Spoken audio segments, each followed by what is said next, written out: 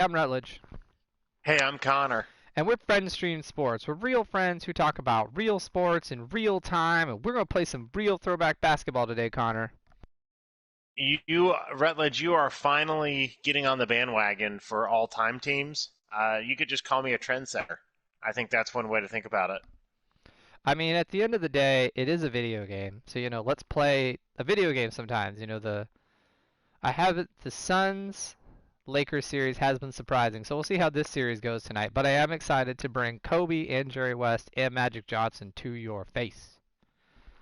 Rest in peace, Kobe Bryant. That was who would have thought that last January was like that was just the beginning It was wild. for the sports world. That was wild for sure. Let it be known that Rutledge, just because you are controlling the game means that's the reason we're in the Staples Center tonight and not a Talking Stick Arena. Because I have waxed you the last couple games. Yeah, maybe that's why I moved away. I just didn't want to admit it. That's okay. I've had some issues too lately as it relates to calling things and being right on things. It really has. So I just kind of want to say, we're not starting to get it, Kobe. I want to kind of bring up, you ever have a friend who can kind of weasel his way out of anything? And, Like Hazel Rutledge. not a weasel. No, I guess not a weasel, but the friend who's superpower who's like, he can get in an argument and then prove that what he said wasn't what he said and turn it around. That, my friends, ladies Yeah, and I've heard of gentlemen, those people. well, that's Connor Bourne. That's I'm not saying Connor's never been wrong, because Connor's been wrong in his life and our friendship.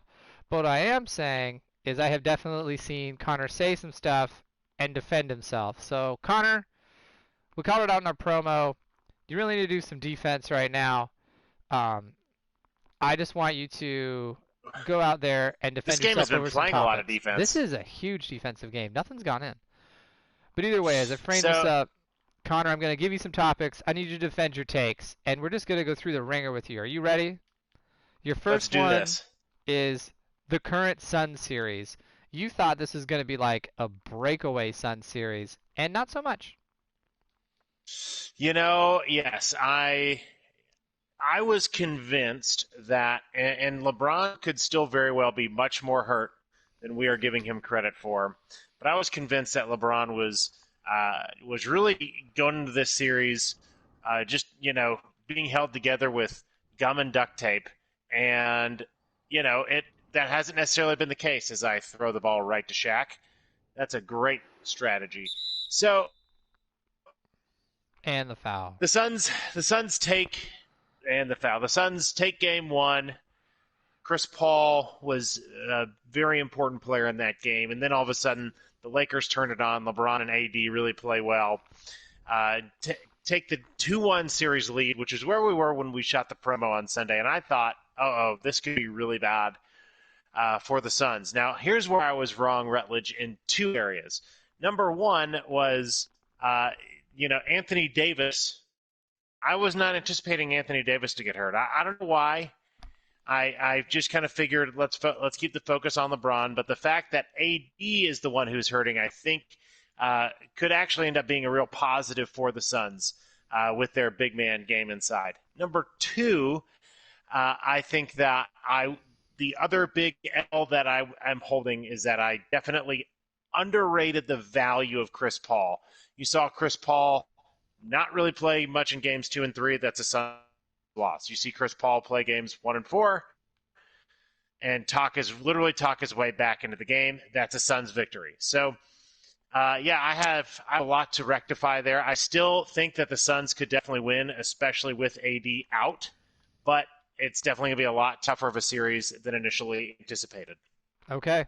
So, well, that makes it sound like you never even picked the Suns at all, or that you never picked anything bad happen at all. Moving on. You said you're I'm all just in on the saying. Clippers, and you just love the Clippers, but they're not all in. I I've been so weird on the Clippers. I was all in on them, and then they went down.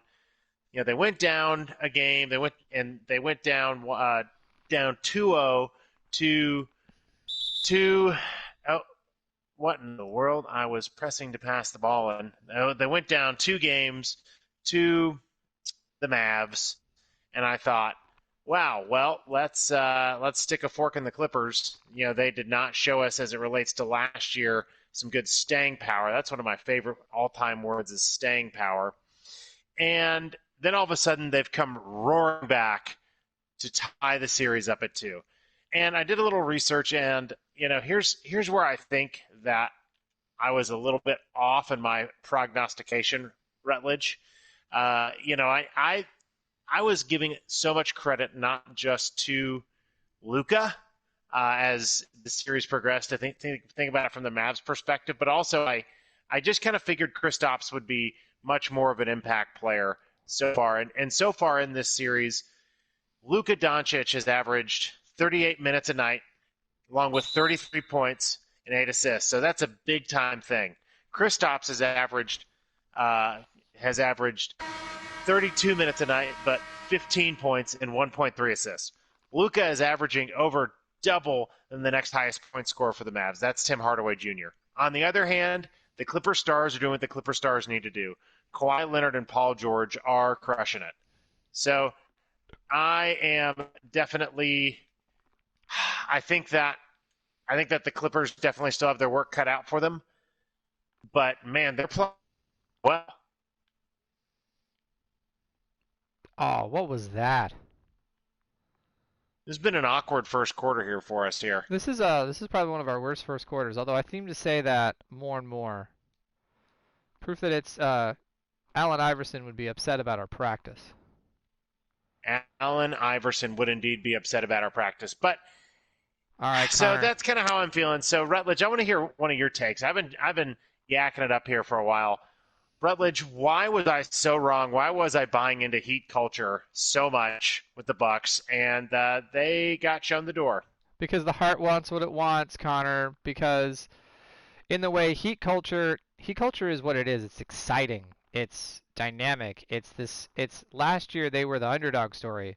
It's kind of like getting behind the game time hype that it was. But what happened is they had some inconsistent play, but the Bucks have just done work to maintain what they do. And I think that's where they didn't get a bunch of attention, we'll say from our show. And I don't know about a bunch of other talking heads. Everyone talked about them, but no one gave them the attention the same as the Lakers, the Clippers, and the Nets became the big thing in the East. The Bucks were just the silent killer. They held third place, the Sixers took the lead, and they just have spent time doing what they needed to do. Put talent around Giannis, build a complete team. I knew the Heat were just not in the same league when Chris Middleton sunk that shot in the first game to tie it and bring it up. You saw the dynamic change in Pfizer for them. So I think Heat culture is hot. It's sexy. It's Miami. It's 305. But Milwaukee has a different team. I also think it's because Milwaukee really didn't do well in the playoffs last year that you were so in on Heat culture.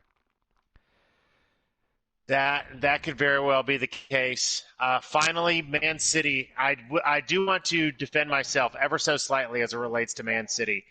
I understand that they were my must going into the Champions League round of 16, but Man City, ever since they won the Premier League, had definitely took their feet off the gas pedal, and that showed not by losing one trophy game to Chelsea, but 2 trophy games to Chelsea. So, although Man City was rocking and rolling, they definitely struggled once they won the Premier League and had that big boat party where Pep Guardiola was just smoking down and sucking down cigars like I suck down bacon strips.